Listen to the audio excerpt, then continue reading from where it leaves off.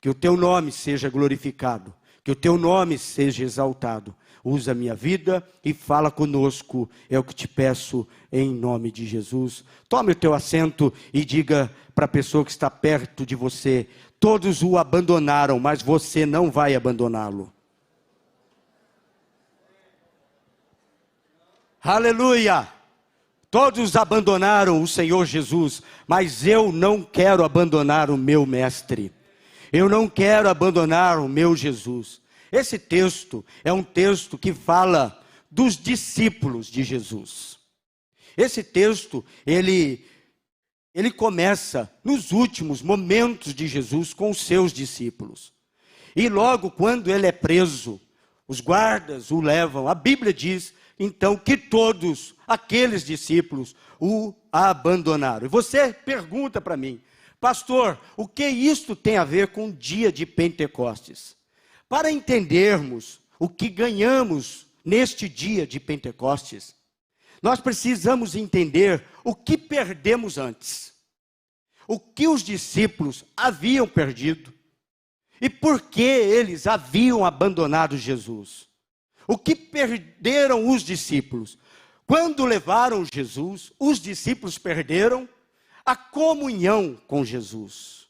A oportunidade que eles estavam tendo de ficar com o Mestre perto.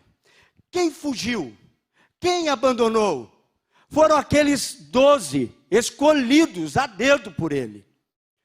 12 homens, na maioria deles, totalmente diversos uns dos outros. É normal que quando nós queremos fazer discípulos, nós busquemos alguém que seja mais ou menos parecido um com os outros. Mas ali Jesus fez questão de escolher homens que talvez ninguém nem olhasse para eles. Mas ele os escolheu. E eles foram escolhidos a dedo de toda aquela multidão. Foram 12, mas os 12 abandonaram Jesus. Quem fugiu e quem abandonou o Senhor? Aqueles que haviam visto Jesus andar sobre as águas. Quem abandonou Jesus? Aqueles que haviam visto Jesus transformar a água em vinho. Quem abandonou Jesus? Aqueles que haviam visto paralíticos andarem. Quem abandonou Jesus? Aqueles que haviam escutado a palavra do Mestre. E a Bíblia diz que Jesus pregava. E quando ele pregava, havia nele autoridade. Jesus pregou o Sermão do Monte. Eles estavam ali. A palavra que nós hoje lemos, eles vivenciaram. Mas a Bíblia diz que quando os guardas chegaram, eles abandonaram Jesus e fugiram. E eu pergunto, fugiram para onde? Para onde eles fugiram? Eles fugiram para os seus lugares de decepções. Não é fácil. Eu estava aqui escutando a oração em favor do nosso querido pastor Eugênio, um menino de 35 anos. Não é fácil. Meu filho, há poucos dias, teve um começo, um princípio de AVC. Jesus o livrou. Pastor, nosso pastor sabe o que é a dor de um pai que perde um filho. Como explicar com a palavra de Deus? Como explicar com os milagres que Deus operou a desilusão da perda?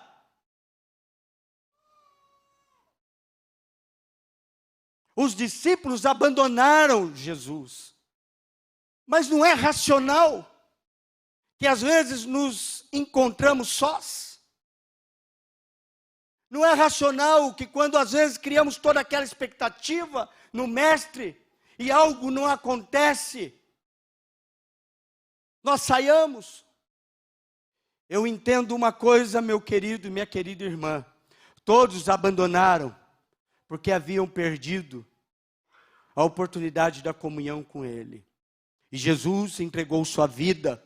E não tem como falarmos de Pentecostes sem voltarmos à Páscoa. E Jesus entregou a sua vida na cruz por aqueles homens. Entregou a sua vida na cruz por aquela multidão. Entregou a sua vida na cruz por mim, por você, pela minha casa, pela nossa família. Jesus entregou a sua vida na cruz, aleluia. Mas ele não só morreu, a Bíblia diz que ele ressuscitou ao terceiro dia, aleluia. E a Bíblia diz que os discípulos então, que haviam abandonado a Jesus, se encontravam junto com outros homens, com outras mulheres. Eles eram no total 120 e eles estavam no cenáculo. Mas quando veio um vento do céu impetuoso e encheu aquela casa do poder de Deus. Por quê? Porque eles agora teriam algo diferente de todas as outras épocas. Eles, por mais que tivessem visto os milagres acontecerem, por mais que eles tivessem participado da palavra do Senhor, por mais que eles tivessem vivido uma experiência que eu acho que ela é surreal. Imagine você numa casa e de repente alguém ultrapassa as paredes e aparece ali e ceia com você. Por mais que eles tivessem vivido essa experiência, mas agora eles podem viver uma experiência nova, a experiência da comunhão com Deus. O Deus que outrora estivera apenas perto deles, agora está dentro deles. E Pentecostes é esse momento onde o céu se une com a terra. E o Espírito de Deus começa a tocar os corações e encher os corações. Que coisa maravilhosa é o Pentecostes. Amados, eu digo a você, sem medo de errar, por melhor que seja a palavra de Deus, por melhores pastores que tenhamos em nossas igrejas, e nós temos exímios pastores, pregadores. Nosso querido pastor Aguiar é o mestre dos pastores no Brasil. Pastor Flávio, quando prega, a gente enche o coração de recebendo a palavra de Deus. Os pastores aqui pregando, eu falei para o pastor Daniel, que pregou pela manhã, a unção de Deus estava neste lugar. Ele tocou os nossos corações, trazendo às nossas mentes as virtudes daqueles que têm o Espírito Santo. As virtudes são oração, a presença de Deus, o serviço. Ele trouxe as virtudes. Mas agora, se nada acontecer em minha vida, se o Espírito Santo não estiver em minha vida, talvez amanhã, na segunda-feira, o vazio, a desilusão, a tristeza, a angústia, o passado, tudo poderá voltar como voltou na vida dos discípulos. Eles fugiram para esses lugares que outrora já haviam sido habitados por eles. Pedro volta a pescar, mas no evento do Pentecoste, muda tudo. O Espírito Santo enche o coração daqueles homens. E eles então são realmente aquecidos e transformados pelo Senhor Jesus. Eu não sei, amados, pastor pregou pela manhã e disse, às vezes nós temos medo do Espírito Santo, porque não conhecemos o Espírito Santo. E o Espírito Santo é a terceira pessoa da Trindade. Deus se manifestou no mundo de três formas. Se manifestou no mundo como Criador, quando Ele criou todas as coisas. Aquela manifestação da criação se deu, Deus como Criador. É o Pai que produz, que cria. Mas Ele mostra sua expressão de amor quando seu Filho vem ao mundo. E o amor é a revelação, o Filho é a revelação do amor do Pai. Só um pai que ama as nossas vidas de uma forma tão poderosa é capaz de entregar o seu filho. E ele entregou o seu filho por mim e por você. Aleluia! Mas existe a terceira pessoa da Trindade, que é o Espírito Santo, que é o Consolador. E ele está entre nós. Ele inaugurou a igreja do Senhor. Eu não sei se você tem essa noção. A igreja, ela nasce na cruz, mas ela é inaugurada com a vinda do Espírito Santo naquele cenáculo, onde todos foram cheios do Espírito Santo. O que estou a dizer aqui nesta noite, por melhor que sejam as paredes, por mais confortáveis que sejam as poltronas, por melhor que seja o som, por melhor que seja toda a preparação aqui, se nós não estivermos com os nossos corações unidos e esperando o Espírito de Deus em nossas vidas, nada vai acontecer. Nós não podemos nos arriscar, irmãos, de passarmos tudo isso que passamos na vida, como se nós não tivéssemos algo de diferente. Meu amado irmão, minha amada irmã, nós temos a diferença. Nós estamos neste mundo, mas não somos desse mundo. Há poucos dias eu preguei e trouxe a palavra da expectativa do coração do apóstolo Paulo, que os nossos corações fossem abertos, que os olhos dos nossos corações realmente fossem abertos, para que nós pudéssemos conhecer a grandeza do nosso chamado, a esperança do nosso chamado. A esperança da minha chamada, da tua chamada, é morar no céu, aleluia. E o Espírito Santo, ele veio para isso, para nos preparar, para nos empoderar, de forma que possamos viver em santidade, de forma que não tenhamos mais a mesma vida, de forma que não tenhamos mais desejos pelo pecado. Pastor, eu estou com Deus, mas eu tenho desejo de pecar. Então, meu irmão, você está precisando novamente falar: Senhor, aquece o meu coração. Não é feio reconhecer a necessidade. Quantos aqui já ouviram falar de Charles Finney? Um dos maiores evangelistas que houve sobre a terra. Aquele homem é um advogado que se converteu, mas tinha um pouco de vergonha de ser convertido. Ele colocava a sua Bíblia na estante, na sua escrivaninha, mas ao lado colocava um livro. Quando alguém entrava no seu escritório, ele colocava um livro em cima da Bíblia, para esconder que ele era um homem de Deus. E até um dia que o Senhor o constrangeu de uma forma tão grande. Resumindo a história, ele vai para o meio do mato e ora 8 horas. 8 horas ele clama pelo Senhor.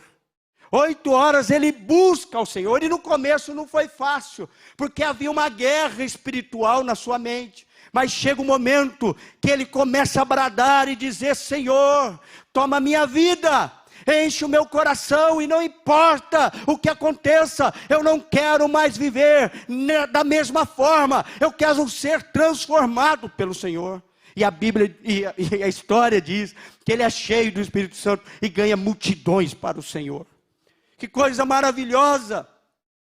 Mas tudo começou porque ele ficou inquieto. As desilusões são naturais.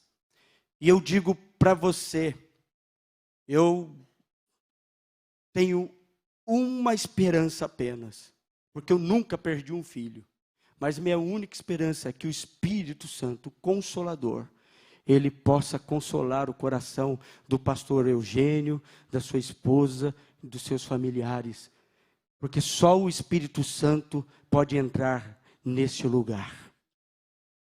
Só o Espírito Santo é capaz de fazer uma pessoa continuar amando a outra pessoa até o dia que a encontrar no céu. Todos vamos para o céu. E um dia nós vamos encontrar os nossos queridos ali. Mas é só o Espírito Santo de Deus que é capaz de fazer isto. Mas nós não podemos deixar o Espírito Santo passar desapercebido. Sabia que Ele está lá, onde você estiver? Jesus disse assim: eu vou, mas vos enviarei outro, e Ele vos será o Consolador. Onde você estiver, Ele também vai estar. Nós não precisamos esperar ir morar no céu para estar com Jesus. O Espírito Santo está entre nós, perto de nós, na comunidade da esperança, agindo, trabalhando, falando, ministrando, tocando, repreendendo, exortando, dando força, trazendo alegria, mudando a história, trazendo conversão. O Espírito Santo está entre nós. Mas não está aqui, irmãos, porque estamos aqui nesse templo. Jesus pregou nas sinagogas. E aqueles discípulos fugiram.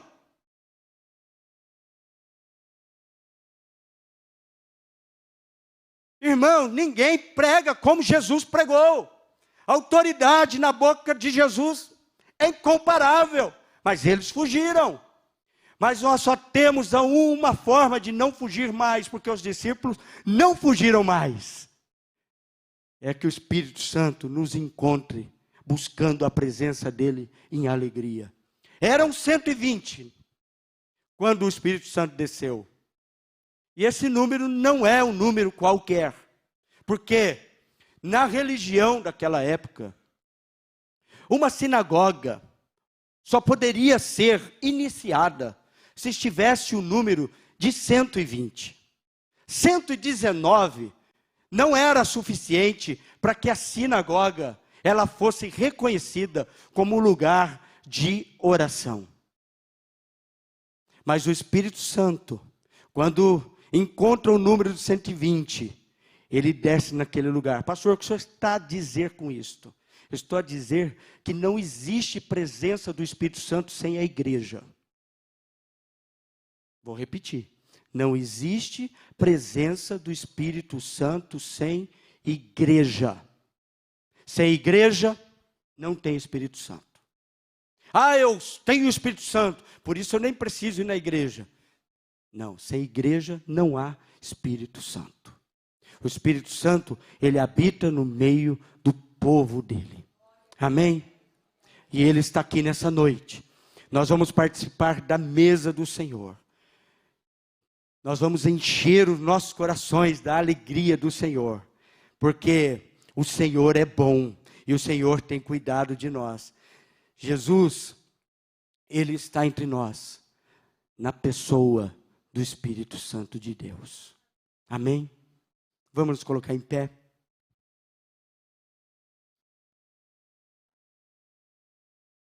Quantos aqui precisam receber o Espírito Santo? O Espírito Santo, ele restaura a comunhão que os discípulos haviam perdido.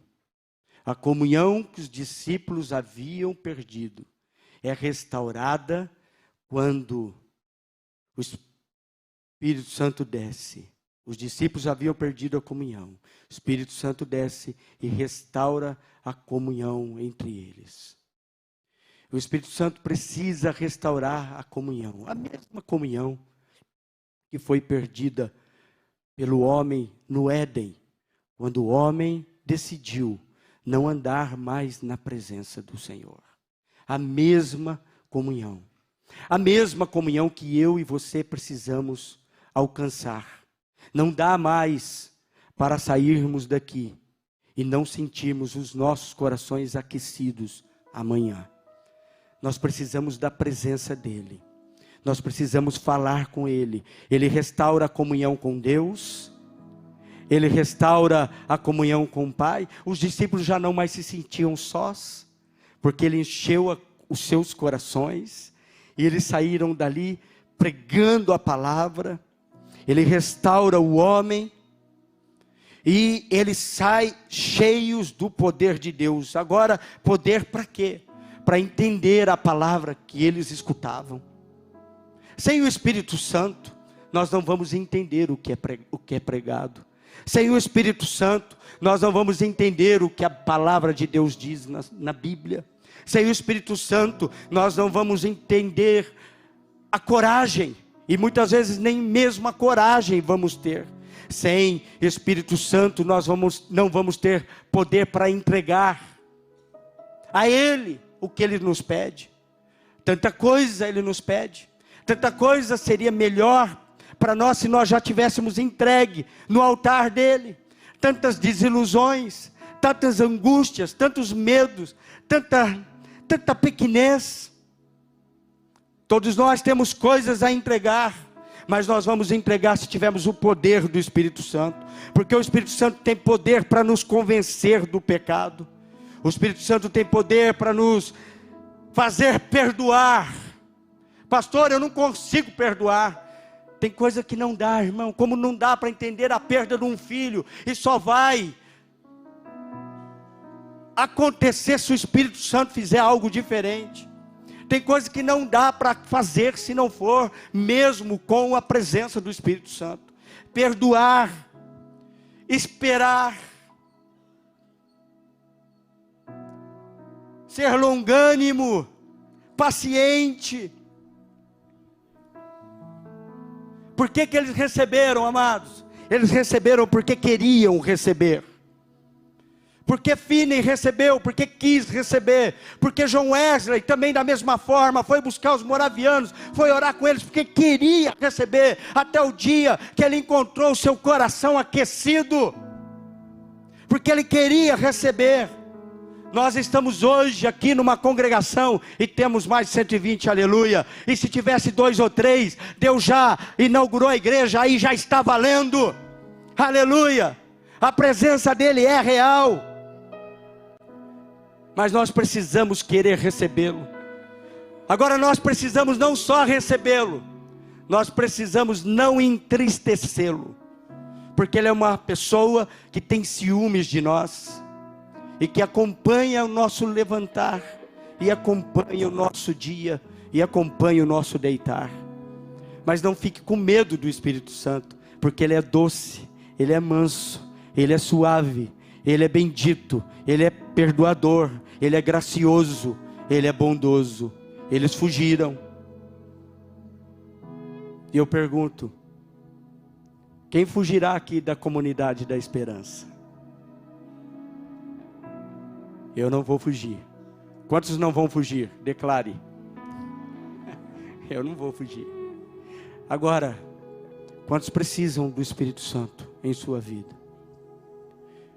Você cantou Espírito, Espírito, que desce como fogo, mas você precisa dizer: Senhor, eu te quero muito. Então, para que o Espírito Santo tenha a liberdade de trabalhar na tua vida, na tua casa, através de você, para que ele te empodere, para que você possa novamente estar com Deus e falar com Deus, você precisa querer muito e abandonar o pecado, se arrepender daquilo que você fez, como Finney fez. Ele se arrependeu. E eu quero fazer um convite, você que precisa sentir a presença do Espírito Santo nessa noite, eu quero fazer um convite para você, que você faça uma oração comigo. Feche os teus olhos, por gentileza, e ore comigo. Senhor Jesus, eu quero entregar o meu coração ao Senhor, da mesma forma que os teus discípulos voltaram à tua presença e clamaram por tua presença. Eu também quero voltar e também quero clamar. Venha na minha vida e enche-me de novo, como tu fizeste em Pentecostes, para que eu possa sair daqui cheia do teu Espírito, para que eu possa ter coragem, para que eu possa ser como o Senhor é, em nome de Jesus.